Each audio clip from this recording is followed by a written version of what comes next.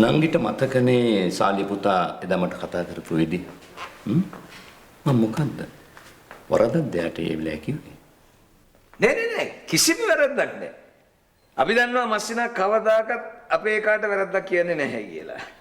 අර කතාවක් තියෙනවානේ තාත්තලා කොහොමටත් බැඩියෙන් ආදරය කරන්නේ බෑනලට කියලා. ඇත්තටම මම සාලිය පුතාට ආදරේ ඩග්ලස්. පුංචි කාලේ ඉඳන්ම මමත් ওই දරුවෝ දෙන්න මේ දෙකෙන් හොරතල් කරපු දරුවෝනේ. ඔව් මට මතකයි. ඉස්සර මස්සිනා අපේ සාලිය පුතාව බෝලයක් වගේ උඩ දාලා හොරතල් කරනකොට ඌ අර ගොරකල් එල්ලක් වගේ උගේ කට බලියගෙන බක ගාලා hina වෙච්ච ඇති. නේද වයි? මට කමක් නෑ මන් දුන්න රස්සාව දමල ගහලා යා ගියාට. හැබැයි මම පස්සෙන් ඇවිල්ලා යාට වැඳ වැටෙන්නේ නෑ. ආපහු රස්සාව බාර ගන්න කියලා. මට එකක් කියන්න පුළුවන්. මම කිව්වේ නෑ යාට මේ රස්සාව දමල ගහලා යන්න කියලා. මේ නංගි සාක්කි. නෑ ඒ තව දවසකින් දෙකකින් පුතා වැඩට එයි. ඔව් අයියේ young blood නේ. ළමයි ඉක්මන් තීරණ ගන්නවා. That's right. wife के sister තමයි ඒකට නියම වචනේ දුන්නේ. young blood. That's right. Douglas. ඉවයි. අපි මේ මෙතන විහිළුවක් නෙමෙයිනේ කරන්නේ. ඔව් විහිළුවක් නෙමෙයි. Don't misunderstand. කවුද මෙතන විහිළුවක් කළේ? කිසි කෙනෙක් මෙතන විහිළුවක් කළේ නෑ. අයියේ මන්නම් කියන්නේ මේ දෙන්නගේ හොරස්කෝප් බලලා ඉක්මනින් දිනයක් යොදාගෙන අඩුම ගණනේ එන්ගේජ්මන්ට් එකවත් අරගෙන ඉවර කරමු. That's right. You are correct. අසිනා දැන් කරන්න තියෙන එකම නුවණක්කාර වැඩේ ඒක තමයි. පරක්කු කරන්න එපා.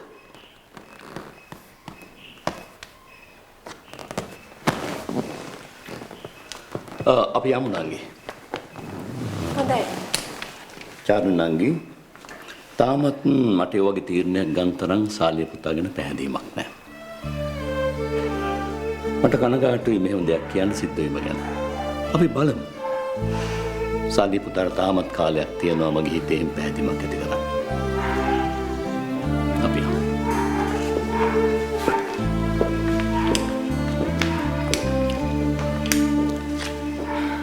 ගිහලා එන්න අයියේ. Okay.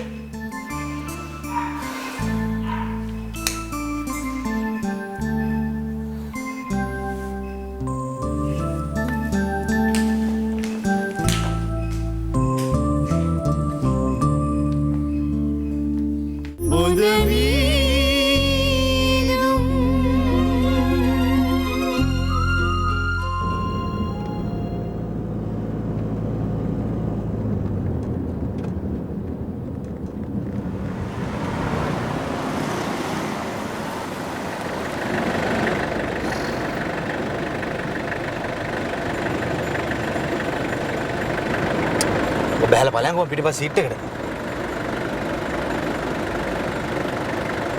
මෙතන මූකලම් බස් එක වගේ බලන් ඉන්නතු බලයන්කෝ මම පිටිපස්සට. මූකලම් බස්ස? බොයි මටද කියන්නේ? නෑ මූකලම් බස් එක නෙමෙයි හාවෙක් වගේ බලයන්කෝ පිටිපස්ස සීට් එකට. ඒ බලයන්කෝ මං ඉතින්. අර කියනවා. හිටපන් ඉතින්.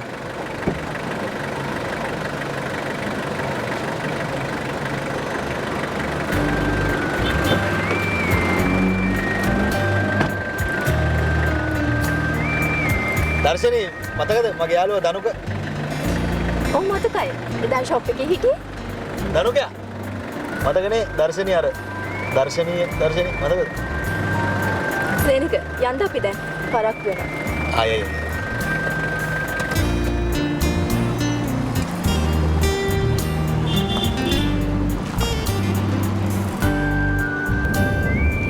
මේ ඔයාගේ නම තියෙන කෙනෙක් මම දන්නවා දනුක. මගේ නම තියෙන කෙනෙක්? ඔව්. එයා අපේ මාමලයි ගෙදර නැවතිලා ඉන්නේ. එයාගේ නමත් දනුක.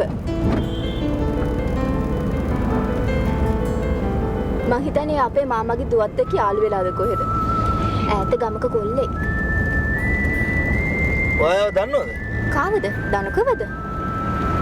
ඔව්.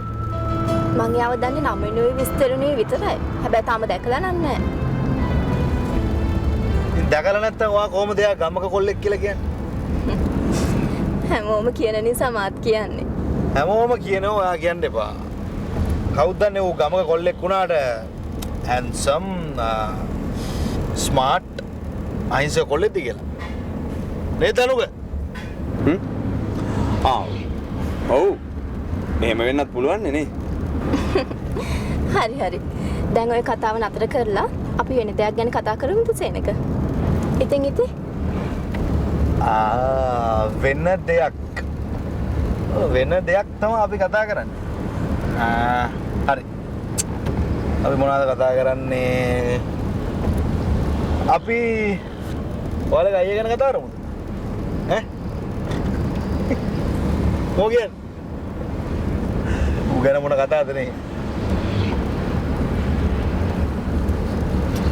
සිහින පාරාදීසයේ සිටිය දාමා පාලුවේ ඔබයි මාගේ දැස්ස වාගේ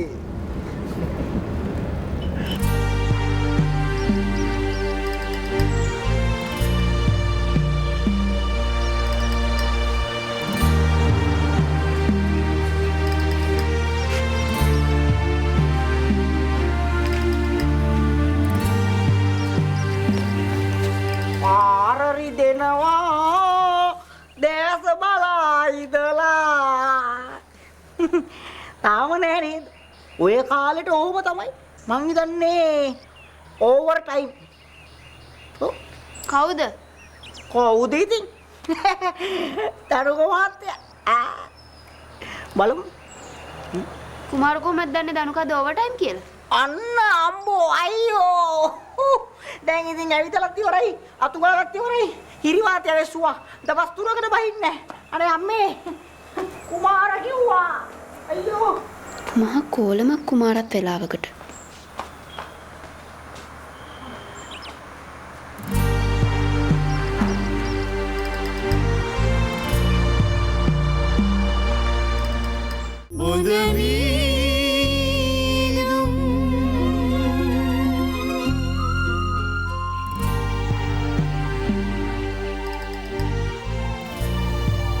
සේනකයට නම් ගානක්වත් නෑ. ඔහේ කතා කර ඉන්නවා. අද නම් සංසලාගෙන් බැනුම් ගන්න වෙනවා. හොඳටම බරක් වෙයිනේ.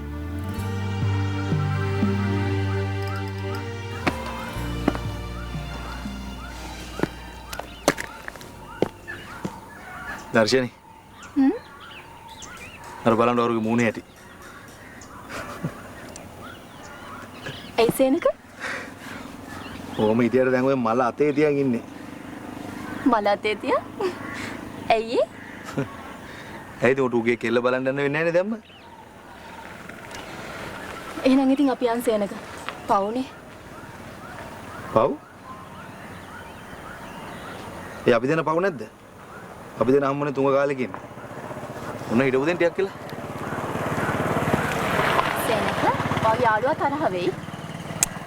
තරහ වුණා මට මොකද?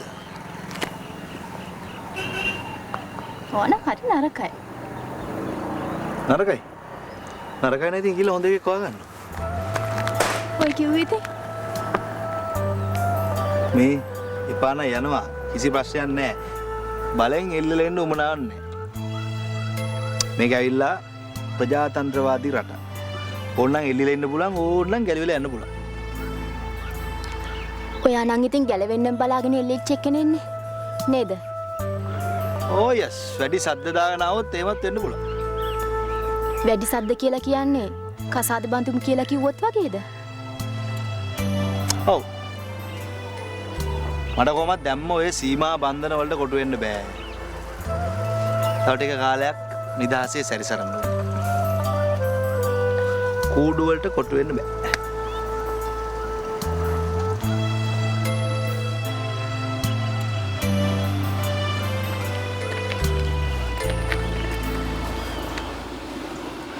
අපි යන් සේනක අරයත් බලාගෙන ඉන්නවනේ. එළම නම් හරි අහිංසක පාට. තුරු මං අහිංසක නේ. හරි කසාද බඳින්න බෑ කියලා කිව්වේ නෑනේ. අපි අවුරුදු 10කින් විතර කසාද බඳිනවා. අපි යන්දන් සේනක මට පරක්කුත් වෙනවා. යමු. තරහ නැහැනේ. තරහ වෙන්න අපි යාළු වෙලා හිටියේ නෑනේ. ඇත්තද? අපි යාළුවා හිටියේ නැද්ද? ඒකත් මාර ගුඩ් නිවුස් එකක් ගන්න. ඇත්තද? මේ අකාට නම් ගානක්වත් නැහැ. මම මෙතන හිටවල ෂි අනිත් දවසේ නම් බෑලා බස් එක යනවා යාට ඕන මගුලක් කරගන්න කියලා.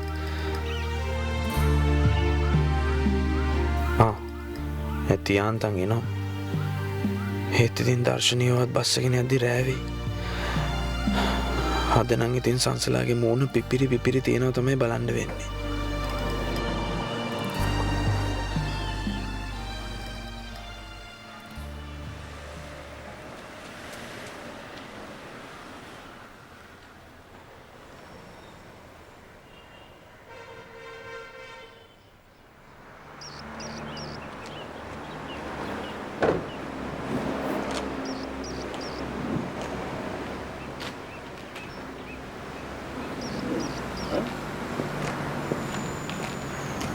මගේ සුදු දුව මොකද මෙතන කරන්නේ?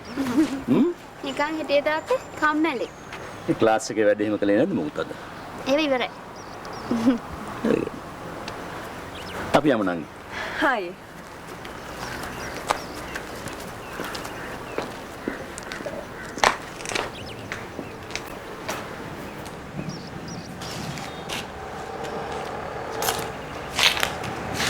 නංගි දුවගේ මූණේ තරම් හොඳ නෑ වගේ නේද? අයියේ මට පේන්නේ සන්තෝෂෙන් නෙමෙයි ඉන්නේ වගේ. හේ අයියට පේන හැටි. කුමාර ලොකු මහත්තයා කෝ දනක මහත්තයා? තනකො මහත්තයා තාම ආවේ නැද්ද කොහෙද? මං හිතන්නේ අර ඕවර්ස් ටයිම් කරනවා මං හිතන්නේ. මොකද අයියේ මේ?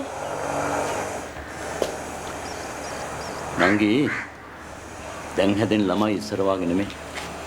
හොඳ සූක්ෂම විදිහට වැඩ කරන්නේ. මට පේන්නේ ඔය දුව මූණ බෙරි කරගෙන ඉන්නේ දනු කෙනකල් වෙන්න ඕන. එතකොට මේ අයියා කියන්නේ අපේ සංසලා දුවයි දනුකයි අතර ඔව්. එහෙම සම්බන්ධයක් තියෙනවා වගේ මට දැනෙනවා. දැයි මට කනින් කොනින් ඇහිලා තියෙනවා. ඒත් තාම හරියට ඔප්පු කරගන්න දෙයක් අතට හවුන්නේ නැහැ. බලමුකෝ.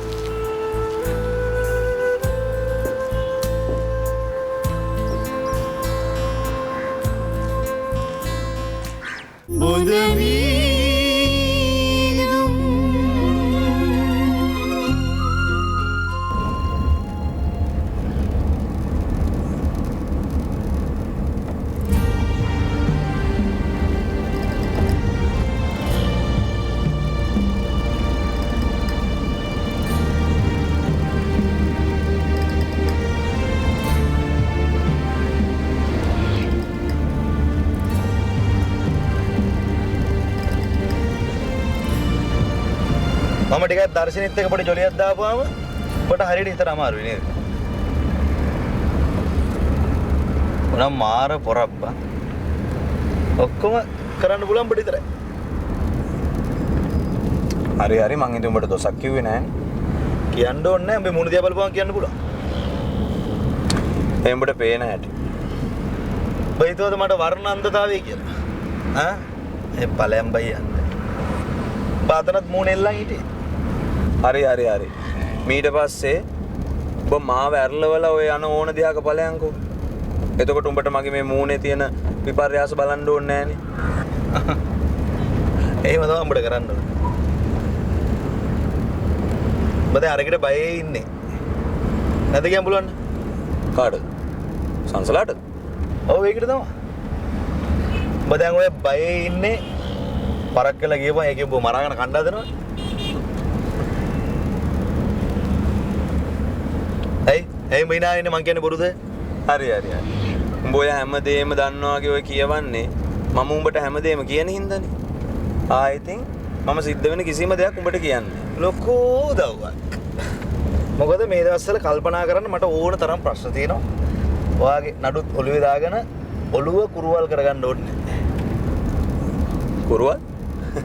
උඹේ ඉතින් තව මොනවා කුරුවල් නැද්ද? ඒ කිව්වේ බං ඉතින් උඹ දැන් මහලු වයසේ බැරිය වෙන ගායනා පෙරසේ නේ. හරි. දැන් මාව බයිට් එකකට සෙට් කරගන්නද හදන්නේ? උඹේ නම් ඉතින් අමුතුවෙන් කියලා බයිට් කරන්න දෙයක්වත් නැහැනේ. කණ්ඩේපා මල්ලි. හරි. වැඩි වාගේ බොහොම ගන්නට ඈ. හරිද? ඒ මොනොත් ඔයාටත් දෙනවා අරයට දුන්නා වගේ පොඩි සවල් ටොක්ක්ක්. හරිද? දෙන්න ඉතින් ගන්න එපා. මොකද උඹ කිව්වේ? නෑ මේ මාතලේ පැත්තට වහිනවලු තදේටම. ඇත්ත. විදුලි කොටන්නේ නැද්ද? මේවා මිස්ටර් මාලියත් දෙකේ වැරදි. ඇයි උඹ ඒ පාර අංකල්ට දොස් කියන්නේ? දොස් කියන්නේ? ඇයි යානේ උඹ ඔය කැලෙම් මෙහෙට ගෙනත් දැම්මේ මේ වලිගේ කපලා.